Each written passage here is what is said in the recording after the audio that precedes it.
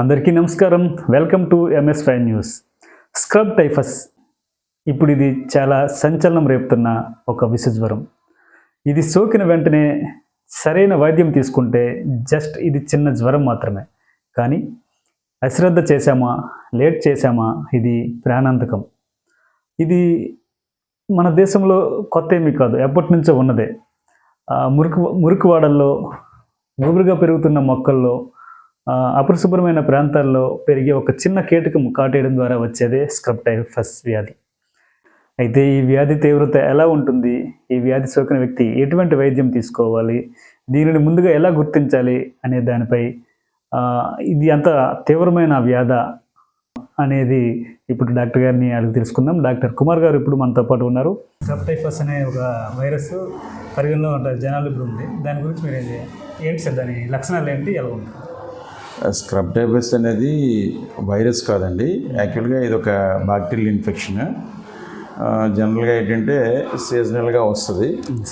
ఈ scrub typhus అనేది జనరల్గా ఏంటంటే గ్రామీణ ప్రాంతాల్లోనూ, తర్వాత గుబురుగా ఉండే పొదలు, తర్వాత ఈ అడవుల్లోనూ, తర్వాత పొలాల్లోనూ అక్కడ చిన్న చిన్న కీటకాలు ఉంటాయండి. అవి మైట్స్ అని వాటి తలక ఈ లార్వల్ స్టేజ్ వల్ల అందులో ఒక 3 దశలు ఉంటాయి ప్రతి కీటకానికి కూడా. అందులో లార్వల్ స్టేజ్ తలక మైట్ కొట్టడం వల్ల జనరల్గా ఈ స్క్రబ్ టైఫస్ అనే వ్యాధి వస్తుందండి. ఆ ఇన్ఫెక్టెడ్ లార్వల్ స్టేజ్ దాన్ని చిగ్గర్స్ అంటాం. అవి కొట్టడం వల్ల వచ్చే ఈ బ్యాక్టీరియల్ ఇన్ఫెక్షనే స్క్రబ్ టైఫస్ అండి. దీన్ని ఎలా గుర్తించాలి సార్? ఇది కామన్గా ఏంటంటే మిగతా మనకి సీజన్లో వచ్చేటువంటి మలేరియా కానీ, టైఫాయిడ్ కానీ, డెంగ్యూ కానీ, తర్వాత లెప్టోస్పైరస్ కానీ ఇలా సీజనల్గా వచ్చే వ్యాధులాగా ఫీవర్తోనే ప్రజెంట్ అవుతుందండి. ఈ జ్వరంతో పాటు తలనొప్పి, కండరాల నొప్పులు, తర్వాత చిన్న ర్యాష్ రావడం, అదేవిధంగా ఏదైతే ఒక్కోసారి కీటకం కుట్టిన చోట చిన్న నల్ల మచ్చలాగా రావడం, ఇవన్నీ కామన్గా ఉంటాయి. అయితే ఏంటంటే మనం జనరల్గా కామన్గా సీజన్లో వచ్చే ఫీవర్స్ని ట్రీట్ చేసినప్పుడు ఎప్పుడైతే రెస్పాండ్ అవ్వలేదో ఇమీడియట్గా మనం దీన్ని సస్పెక్ట్ చేస్తామండి. ప్రాబబ్లీ అయినా స్క్రబ్ టైఫస్ ఉందని చెప్పేసి మనం ఇన్వెస్టిగేట్ చేయాల్సి వస్తుంది. దానికి ఏంటంటే మనం బ్లడ్ టెస్టుల ద్వారా దీన్ని ఐడెంటిఫై చేయొచ్చు. దీనికి ఏ రకమైన బ్లడ్ టెస్ట్ చేయించాలి? దీనికి బ్లడ్ టెస్టులు మనకి IgM ELISA టెస్ట్ అని బ్లడ్ని మనం సెరలాజికల్ టెస్టులు ఉంటాయండి. అవి చేయించుకుంటే దాని ద్వారా మనకి ఇన్ఫెక్షన్ సోకిందా లేదనేది మనం నిర్ధారణ చేసుకోవచ్చు. ఎటువంటి బ్లడ్ టెస్ట్లు మన చిగురుపల్లిలో ఉన్నాయి సార్? చిగురుపల్లిలో ప్రస్తుతానికి అయితే మనకి గవర్నమెంట్ హాస్పిటల్ ప్రస్తుతానికి లేవండి. ఖచ్చితంగా అది మనం దృష్టికి తీసుకెళ్తే ఖచ్చితంగా అవైలబుల్ చేసేస్తారు. అంటే ఇప్పుడు ఈ స్క్రబ్ టైఫస్ అనే వ్యాధి ప్రాణాంతకమైనదా లేకపోతే ఏంటి? అది వ్యాధి మనం ఏ దశలో ఉందని బట్టి ఉంటుందండి. మొదట్లో అయితే మైల్డ్గా ఉండేటప్పుడు సింపుల్గా మనం యాంటీబయాటిక్స్ తీసుకుంటే తగ్గిపోతుందండి.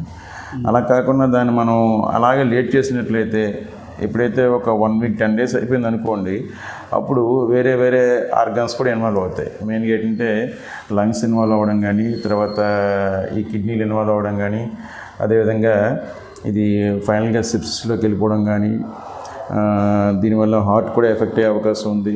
పేషెంట్ సిప్సిస్లోకి వెళ్ళిపోయి మల్టీ ఆర్గాన్ డిస్ఫంక్షన్లోకి వెళ్ళిపోయే అవకాశం ఉంది. సో మొదట్లో మనం గుర్తించి దీన్ని ఇమీడియట్గా యాంటీబయాటిక్స్ ద్వారా ట్రీట్ చేసినట్లయితే ఇది ఎటువంటి ప్రాణాంతకం కాదండి.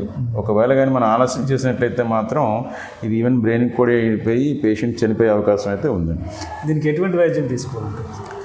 వైద్యం మనకి ఎప్పుడైతే పేషెంట్కి ఇలాగ జ్వరము, తలనొప్పి, ఒళ్ళు నొప్పులు వచ్చాయో ముందుగా ఒక 1 or 2 days ట్రీట్ చేసుకొని వెంటనే మనం బ్లడ్ టెస్టులు చేయించుకోవాలండి. బ్లడ్ టెస్టులు చేయించుకునేటప్పుడు సంబంధించిందా లేకపోతే జనరల్గా చేస్తాము. బట్ ఇప్పుడు మనకి ఎక్కడెక్కడైతే ఇప్పుడు రిపోర్ట్ అవుతుంది కాబట్టి దీన్ని కూడా మనం రొటీన్గా చేసుకోవాల్సి వస్తుంది. ఇప్పుడు ఈ టైంలో వచ్చిన ఏ జ్వరాలకైనా స్క్రబ్ టైఫస్ బ్లడ్ టెస్ట్ చేయించుకోవాలి. అంటే మన లక్షణాలు బట్టి మనకు ఒక ఐడియా వస్తుందండి. ఖచ్చితంగా అది ఖచ్చితంగా ఓకే ర్యాష్ వచ్చింది, లేకపోతే చిన్న బ్లాక్ స్పాట్ అనమాట, దాన్ని ఎస్ఆర్ అంటాం. అలాంటిది కనిపిస్తుంది, ర్యాషెస్ వస్తాయండి. జనరల్గా ఏంటంటే మనకి ఈ స్క్రబ్ టైఫస్లో 5వ రోజు ర్యాష్ వస్తుంది. జనరల్గా 4-5 రోజుల్లో ర్యాష్ వస్తుంది, చిన్న మచ్చ కూడా వస్తుంది. ఎక్కడైతే మనకి ఆ పురుగు కరిచిందో అక్కడ చిన్న మచ్చ కూడా వస్తుంది. దాంతోపాటుగా మనకి బ్లడ్లో ఉన్న పారామీటర్స్లో కూడా కొన్ని చేంజెస్ కనిపిస్తాయి. ప్లేట్లెట్స్ కొద్దిగా తగ్గడం కానీ, అదేవిధంగా కొద్దిగా ఇన్ఫెక్షన్ బట్టి కొంత ఐడియా వస్తుంది. ఓకే, ఇది డెంగ్యూ కాకపోవచ్చు, లేదా టైఫాయిడ్ కాకపోవచ్చు, లేదా మలేరియా కాకపోవచ్చు.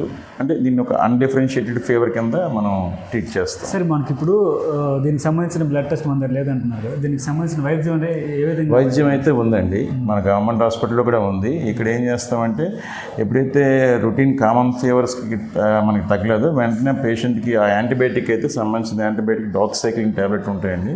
వాటిని ఖచ్చితంగా పేషెంట్కి ఇవ్వడం జరుగుతుంది. ఖచ్చితంగా రెస్పాన్స్ అయితే వచ్చేస్తుంది. అంటే మన గవర్నమెంట్ హాస్పిటల్ అయితే ఉంది, ప్రైవేట్ హాస్పిటల్ చేసుకుంటే దీనికి ఏమాత్రం ఖర్చు అవుతుంది ఈ డాక్సిక్లిన్ టాబ్లెట్? అంటే సివియారిటీ బట్టి ఉంటుందండి. ఇప్పుడు సివియారిటీ మైల్డ్గా ఉందనుకోండి, ఎక్కడైనా సరే స్పెసిఫిక్ యాంటీబయాటిక్ వేసుకుంటే వెంటనే రెస్పాండ్ అవుతారు. బట్ అది మోడరేట్ టు సివియర్ కానీ వెరీ సివియర్ కానీ వెళ్ళినట్లయితే అప్పుడు ఇంజెక్షన్స్ పెట్టాల్సి వస్తుంది. డాక్సైక్లిన్ ఇంజెక్షన్స్ పెట్టుకోవాల్సి వస్తుంది. దాంతోపాటుగా ఇంకేమైనా కాంప్లికేషన్స్, లంగ్స్ ఇన్వాల్వ్ అయితే మళ్ళీ అప్పుడు వెంటిలేటర్ మీదకి వెళ్ళాల్సి వస్తుంది. ఏమైనా బీపీ గడ్డ పడిపోతే మళ్ళీ సపోర్ట్స్ మీదకి వెళ్ళాల్సి వస్తుంది. సో అది పేషెంట్ ఎంత సివియారిటీ మీద ప్రజెంట్ అయ్యారు అనే దాన్ని దృష్టిలో ఉంచుకొని ఖర్చు అవుతుంది. దీనికి సంబంధించిన వైద్యం అయితే మన గవర్నమెంట్ హాస్పిటల్లో ఉంది. ఉందండి. దీనికోసం ఈ ప్రజలకు ఏం చెప్తారు, అంటే ఏ విధంగా అవగాహన కల్పిస్తారు? మెయిన్ ఏంటంటే మన పరిసరాలను శుభ్రంగా ఉంచుకోవాలండి. తర్వాత ఈ ఎక్కడైతే ఈ గుబురుగా మొక్కలు గట్ట ఎక్కువగా ఉన్నట్లయితే ఖచ్చితంగా అవన్నీ మనం క్లీన్ చేసుకొని మన పరిసరాలను శుభ్రంగా ఉంచుకుంటే ఈ కీటకాలు అనేవి జనరల్గా వచ్చే అవకాశం చాలా తక్కువగా ఉంటుంది. అదేవిధంగా ఈ మురుగు కాలంలో కూడా ఎప్పటికప్పుడు వాటర్ గట్ట క్లీన్ చేసుకోవడం, అదేవిధంగా పర్సనల్ హైజీన్ కూడా ఫాలో అవ్వడం. ఆ తర్వాత ఈ పురుగులు గట్ట రాకుండా మనం నైట్ టైం ఏంటంటే కొద్దిగా ఈ ఏవైతే ఈ మనకి విండోస్కి గట్ట మెషెస్ ఉంటాయో అవన్నీ వేసుకోవడం. ఈ విధంగా ప్రొఫిలాక్టిక్గా మనం ఆ పురుగులు అనేవి లోపల రాకుండా చూసుకుంటే కొంతవరకు ఈ స్క్రబ్ టైఫస్ అయితే వచ్చే అవకాశం చాలా తక్కువ అండి. అది ఈ టైంలో, ఈ శీతాకాలం టైంలోనే ఇటువంటి వస్తుందా, లేకపోతే మామూలు టైంలో కూడా ఉంటుంది సార్? జనరల్గా ఏంటంటే మామూలు టైంలో కూడా వస్తుందండి. బట్ ఎక్కువ కేసెస్ అనేవి జనరల్గా ఈ వర్షాకాలం, ఇప్పుడు వర్షాలు పడగానే మనకి ఈ జూలై, ఆగస్టు నుంచి నవంబర్, డిసెంబర్ వరకు కూడా మొక్కలన్నీ కొద్దిగా ఎక్కువగా ఈ వర్షాల వల్ల కొద్దిగా పెరగడం జరుగుతుంది. పొదలు గట్ట ఎక్కువ పెరగడం జరుగుతుంది. ఇలాంటప్పుడు ఎక్కువగా ఈ కీటకాలు అనేవి జనావాసాలకు వచ్చి దీనివల్ల వచ్చే అవకాశం ఎక్కువ ఉంటుంది. Okay sir, thank you sir. Okay sir, thank you.